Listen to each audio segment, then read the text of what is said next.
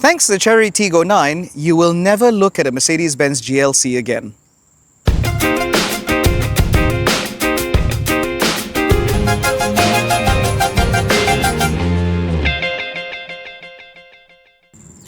Under an ocean's worth of plastic, you will find a 2-litre 4-cylinder Jaecoo engine under the bonnet. This is the same engine that we've seen before from the Chery Tiggo 8 Pro, the Omoda C9, as well as the Jaecoo J8. Now in this car, it actually produces a little bit more power than what you get from the J8, but it is still about 200 and something odd horsepower, 390 Newton meters of torque. However, power goes to all 4 wheels via 7-speed dual-clutch automatic gearbox. This again differs from the Omoda C9 and the Jaecoo J8, which also offer all-wheel drive, but an 8-speed ISIN gearbox. So there are some differences here, but notably, this is the first Chery model to offer all-wheel drive.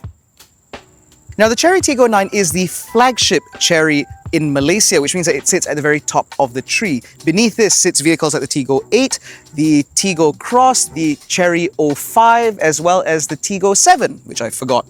Now, despite this being a flagship model, it is currently only available with the turbocharged engine. We're told that a Chery Super Hybrid model will be coming later, hopefully, if this car can sell in solid enough numbers. So please buy more. Now, because this car sits at the top of the tree, naturally, it has all of the Chery family design language that we've come to expect, but it's all been refined a little bit for its befitting flagship status.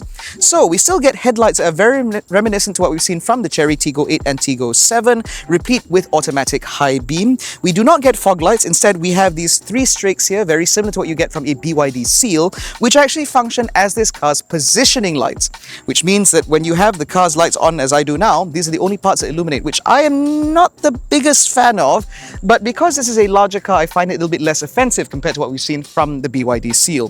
The grille also has the same design as we've seen before from the Chery Tiggo 8 Pro, which means that you get these diamond pins in them, as well as a bright chrome surround all the way around. And overall, I think the front-end treatment of this car looks very successful. There is something about this design language that has translated very well to this very large car. And as far as I'm concerned, it has wisps of Audi to it, and I think it works quite well. The other thing that I'd like to point out is this paint option. So you can get the Chery Tiggo 9 in either a pearl white, a metallic black, or this, which is matte grey, which makes this only the second production locally made vehicle to be available with a matte paint job, the other being the Omoda C9. Now down the side, as you can see, the Chery Tiggo 9 is a very large car, but it's actually not that big. The Jaecoo J8 is longer and wider. The Omoda C9 is a little bit shorter, but just as broad, which means that overall, in terms of sizing, this car is reasonable, if you ask me, at least for a 3-row SUV. Now, as I mentioned earlier, again, this is a flagship model, and so a lot of features down the side are befitting this car's flagship status. For example, the rolling stock are a set of 20-inch alloy wheels with a design on them that make them look like they are wire wheels, which I think look very successful, except for the script here that says luxury technology. That's not necessary, Chery. Now, the tires are handled by a set of Kumho tires, which are of decent performance, and we've already seen this car show itself off-road, which means that even though this car runs on road tires, this car should still be pretty capable if you want to do a little bit of light off-roading, certainly more than you'd expect from a vehicle like this. As we move further down the side, we get flush-fitting door handles, which deploy when the car locks and unlocks. We also get nice chunky chrome surrounds all the way around the windows, which end back here, which I think does look quite successful on this car. We also get a set of functional roof rails, which hide a full-size panoramic sunroof in the middle, which I think does look quite good. As you can see, the indicators are going off because there's a proximity key thing, and now it's opened the boot. Now, as far as I'm concerned, I think that the side profile of this car is quite successful, particularly when the boot is shut. And overall, I think that it does seem to fit its requirements as a flagship statement vehicle for the Chery brand. The back end of the Chery Tiggo 9, as you can see, again, is familiar as a Chery, but some of the design elements have been reworked, again, in order to make this car look and feel a little bit more upmarket. For example, we still get full-width LED taillights, as we've seen before from other Chery models, but the design is much more simple. You just get a single line that goes from one end all the way to the other, pinched a little bit in the middle to make way for the Chery scripting, with another line down here for your brake lights. These individual diodes that you see here function as the indicators, and I think this overall rear end treatment just looks really handsome. No ridiculous surfacing, no nothing, just simple, clean design. You get Tiggo 9 on that side, all-wheel drive here, functional real exhaust tips down here, as well as a little bit of contrast cladding to give this car a little bit of an off-roadery look. The design of this back bumper actually is very similar to what we've seen from the Chery Tiggo 7 PHEV, which I do quite like. Now, behind this tailgate, you will find a pretty good amount of space. With the third row folded flat, as you can see, there is an absolute massive amount of space back here. Certainly more than 5 people's worth of luggage can fit in here without any issue. You could probably go away for a week should you so want to. And there is actually space underneath the boot floor just for some smaller items in your emergency kit, which is exactly what you need. There are tie-down hooks as well as little clips here to hold in the seatbelt.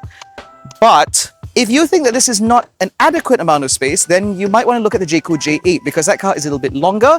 And so both with the rear seats up or down, you do get more space in the back of that car. Now, if you were to fold the rear seats up, just to give you a demonstration, you will see that the amount of space that's left in here is not great. In fact, I think cabin-sized suitcases will struggle in here because of the slope of this tailgate. But I think that if you're going to be using this car as a 5+2 the way most Malaysians generally do, you will appreciate the fact that there is a good amount of space in here. Unfortunately, the Chery Tiggo 9 does not come with a parcel shelf, which is very, very strange. But that said, even if it did, it wouldn't fit underneath his boot floor anyway, so then it would be a little bit impractical to have to put it somewhere. So, give and take, I suppose. Now, inside the Chery Tiggo 9, it is very Chery in its overall design, but it is very upmarket in terms of its presentation. So in terms of material quality, we have soft touch materials basically anywhere the eye can see. It's only sort of around halfway down my shins that you find scratchy plastic sort of around the speaker grills. Even this center console here, it's soft touch plastic up here and all the way up here wrapped in this sort of fake leather. It's only sort of hard plastic here and here, which is pretty good. On top of that, you also get this sort of not quite open pore wood sort of effect here, which I think, yeah, it's not wood, but despite it not being wood, it doesn't look that bad. I don't find it offensive, so I think this is all pretty much okay. In terms of technology, naturally, we get a 15.6-inch central touchscreen here, which is very, very snappy with very, very good graphics, and you have lots of different apps to screw around with here should you so want to. You also have automatic parking, which I've tested in this car, and it works very well. You even have reversing assistant in this car, the way you used to get with BMWs, also very good. You get a 360-degree camera, which provides a huge number of views in any direction you should so want, and it also offers this 3D functionality here where you can spin the car all the way around. Now, this is more than a 360 cam, it's a 540-degree camera, which means that the front and rear cameras provide a feed of what's going on underneath the car. This is especially useful when you are driving off-road. Now, beyond this, you also have wireless Apple CarPlay and Android Auto, which takes up the entirety of the screen, as you can see here.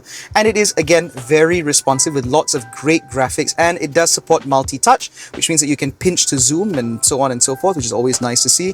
And it is very snappy. You get a 50-watt wireless charging pad here, USB-C and USB-A ports down there, 12-volt socket on this side. And also the air conditioning vents can be pointed directly at whatever devices that are placed here, which is especially useful for me because my phone loves overheating. You also get a couple of cup holders here. You have a large drive mode selector knob here, which allows you to choose between, I think it's 5 driving modes. So you have Eco, Off-Road, Sand, Mud, Snow, Sport, and Normal, which is typical.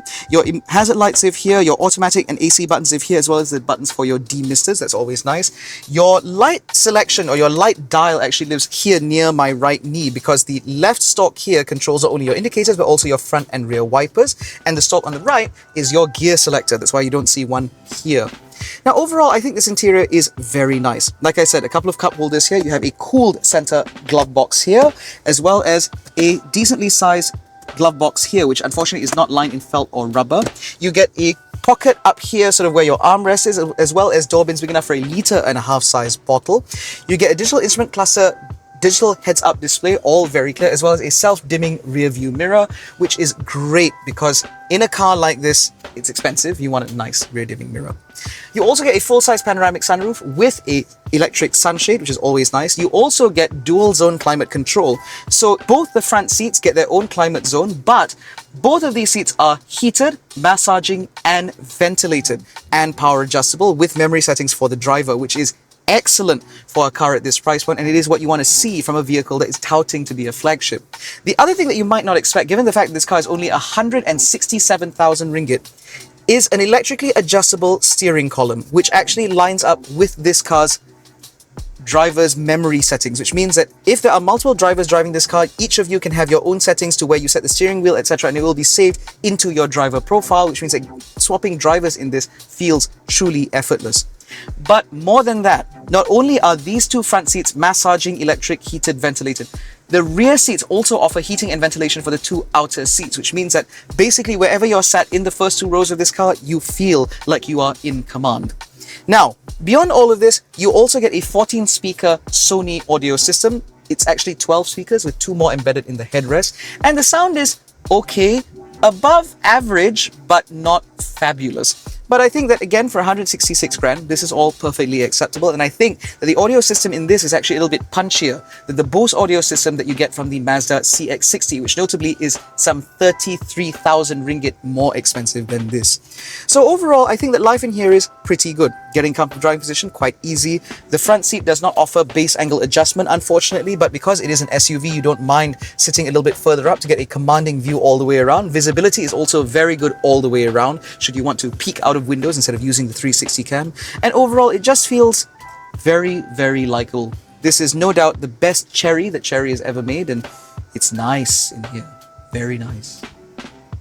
Now, in the back of the Chery Tiggo 9, life is also pretty good. With the front seat set in my driving position, about 170 centimeters, it looks like I don't have that much knee room, right? But that's because these seats have been slid forward. I can slide this all the way to the rear, and then at that point, I have palatial levels of legroom and a pretty good amount of headroom, despite the fact that the sunshade for this panoramic sunroof actually rolls up to a point sort of here, just behind my head, which means that life in here is pretty good. I also have the ability to adjust my backrest angle, as you can see, so I can sit like this if I want to visit my chiropractor, or I can lay it all the way back like this and take it a long drive, which I think is really good. And because the headrests in this car are slightly scalloped on the side, it actually holds your head in place if you fall asleep, which is all very nice.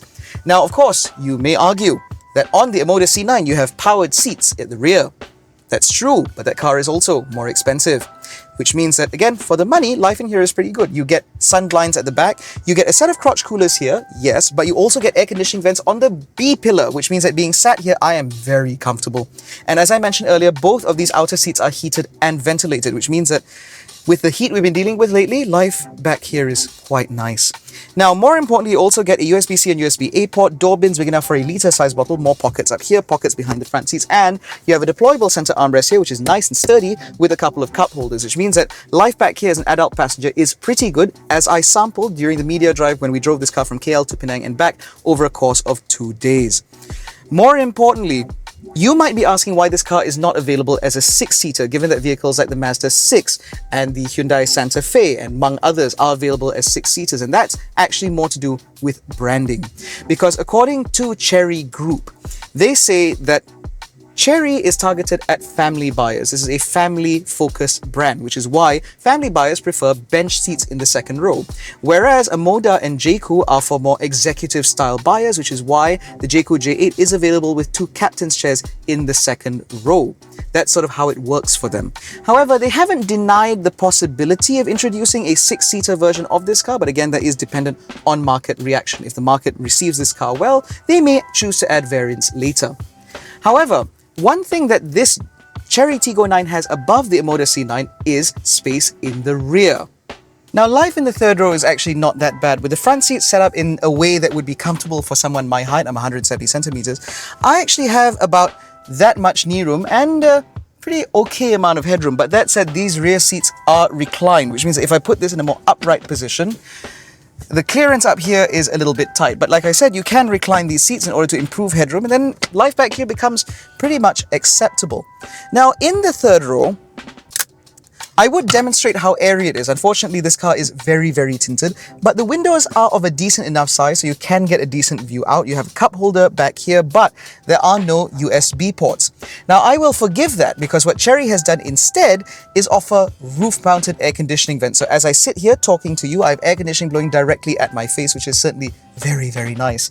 Which means that life back here is not bad. If you were an adult, for example, you could survive back here for maybe a couple of hours, but this is perfectly suitable for children, and they certainly make sense as incidental seats for when you sometimes need a couple of extra seats in your car. So overall, I think this is all perfectly acceptable. And most importantly, as you can see from this view, the one-touch tumble seat in order to get into the third row is now on the right side of the vehicle.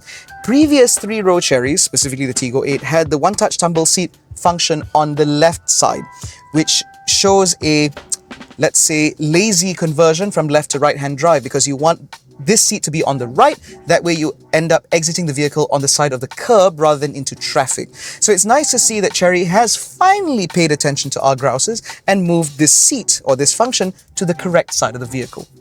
Now, let me come back into view. The thing about the Chery Tiggo 9 though, as I said, this is a flagship Chery model, which means that the very best that Chery has to offer has to be on display in this car. Now, as it stands, the fact that it's not available with a hybrid is already slightly disappointing for me, at least, since I know how good the Chery Super Hybrid systems are. But Chery swears that this 2-litre 4-cylinder turbocharged engine, 7-speed DCT and all-wheel drive system is all you really need in the Tiggo 9. So as I mentioned earlier, the Chery Tiggo 9 sits at as the flagship of the Chery lineup locally, which is why it utilizes Chery's most powerful internal combustion engine, the 2-litre Iveco engine, which produces about 258 PS or something like that, and 390 Newton meters of torque. But as I said, the unique setup of this car, at least unique to Chery, is that this is all-wheel drive. Now, this 7-speed dual-clutch automatic we have seen before, because it's also utilized in the Chery Tiggo 8 Pro, as well as the Chery Tiggo 8 with the 1.6-litre turbo, as well as in the Tiggo 7 Pro, and even the Chery 05. So this is a very familiar gearbox. However, because this is the flagship, Chery Auto Malaysia has taken a lot of effort to refine this powertrain. And I say Chery Auto Malaysia because this car was actually in Malaysia for about 4 to 5 months in pre-production developmental stages in order to ensure that when this package arrives in our market, it does so perfectly. They wanted to make sure that this car hit the nail on the head from the moment it launched. And I have to say that their efforts are very obvious to me. Firstly, this powertrain is unbelievably smooth. This 7-speed dual-clutch automatic has always been an acceptable partner, never really stellar. But now, in the Tiggo 9, it just feels absolutely spot on. Not only does it do very well out on the open road, but even through traffic jams and so on, it is so smooth. It swaps cogs ever so seamlessly, and even through traffic jams, you don't get any jerkiness whatsoever, which is lovely. On top of that, when you do decide to put your foot down and really take in some speed, this car swaps cogs very quickly, going from 7th all the way down to 4th gear like that, ensuring that you are in the torque band as and when you need it to be, which is, again, excellent and exactly what you want, and now makes this car, or this powertrain setup at least, feel a lot snappier to live with compared to the 8-speed ISIN box that you get in the Jaecoo J8 and the Omoda C9. Now, talking about the engine, as I've said before, we've seen this engine before, but in this, it's not quite as nippy as it used to be. I suspect that this is because this car is all-wheel drive, which means that there's a little bit more torque loss in the drive line, as well as the fact that this car is being quite a bit heavier compared to a Chery Tiggo 8, which means that this engine is now doing, or working rather, a little bit harder in order to move this car along. It's not to say that the Tiggo 9 is slow, but I'd best describe this powertrain as adequate. This car has an adequate amount of power and torque for what it is required or for what it needs, and overall it just makes for this very silky, buttery, smooth progress, which I think really fits this car's character to the T. The other thing that I think is very suitable for this car is actually the ride. Now, compared to the Jaecoo J8 and the Omoda C9, with which this car shares a lot, this car does not use continuous damping control. Instead, it just has a regular old shock and coil setup, the way you'd expect in basically any other car. However, again, Chery Auto Malaysia has sort of massaged and worked this suspension setup in such a way that it provides an excellent ride and handling package. In terms of the ride, this car is plenty plush and plenty posh. When you go over speed bumps and potholes and so on, it takes out the very worst of it and ensures that the cabin always feels unruffled, which is exactly what you want, again, in a vehicle like this. Better still, because it is not overly soft the way the Chery Tiggo 8 Pro was when that car first arrived, The Chery Tiggo 9 actually enjoys decent body control. It's certainly better than what you'd expect from a vehicle like this. And as a result, it means that when you're cruising at higher speed on the motorway, you can sort of maintain those speeds through the corners. You don't have to scrub it off because the car is leaning or listing the way you would in a ship. Which means that this is actually a very confident place to be. And when you're driving enthusiastically, the steering is very accurate, although it is quite dull and sort of dead in terms of its response. But as I said, because it's accurate, it does mean that driving this car along, piloting it on the road just feels like a very predictable place to be. It is a very likable experience behind the wheel of the Tiggo 9. The other thing that I quite appreciate about the Tiggo 9 is this car's refinement. Now, unlike other Chery models where the dual pane or dual laminate glass is only limited to the front half of the cabin, in the Tiggo 9 it goes all the way around. And you can tell because in this car it is absolutely quiet. In here, it doesn't matter if you're driving at urban speeds or when you're out on the open road doing Malaysian motorway cruising speeds, as I like to put it, this car remains very, very quiet, which means that when you do want to take in a long distance trip, this car is not going to introduce any irritations into the cabin, which means that traveling in this feels effortlessly comfortable and it feels very, very isolated. And when you're driving about in town, because of the dual laminate glass, I will say it does an excellent job of cutting out the noise introduced by motorbikes, which is lovely. That's exactly what you want from an urban cruiser. You don't want to be able to hear the outside world, and this car really does cut out the outside world. Now, the other point with this car that I found as a bit of a surprise actually is the car's advanced driver assist features. Now, Chery touts, I think, 23 advanced safety assist features, giving this car level 2.5 semi-autonomy. But we have very frequently chided Chery on the fact that their ADAS systems feel a little bit rough around the edges, to the point where you wouldn't really want to rely on these systems. But again, Chery Auto Malaysia has taken this feedback and improved things where they can. So, for the Chery Tiggo 9, the adaptive cruise control is now much better. Not just on the motorway, where when cars suddenly cut out in front of you, the car now responds in a much more natural, much more human manner, but even in stop-start traffic, even working with this 7-speed dual-clutch automatic gearbox, it ensures that progress feels very smooth, very predictable, the way some of the best systems on the market would operate, which I think is excellent work from Chery Auto Malaysia, because it means that, again, they're taking our feedback and putting in real work to make sure that these cars appeal as strongly as they should. However, this car is not quite perfect, and there is one very large fly in this otherwise flawless ointment, and that comes from fuel economy.